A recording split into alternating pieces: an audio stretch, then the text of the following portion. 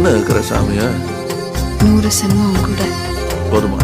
100 சென்மம் நமக்கு போதுமா? வேற வர ஏதும் கேப்பமா? சகாவரம் கேப்போம் அந்த சாமிய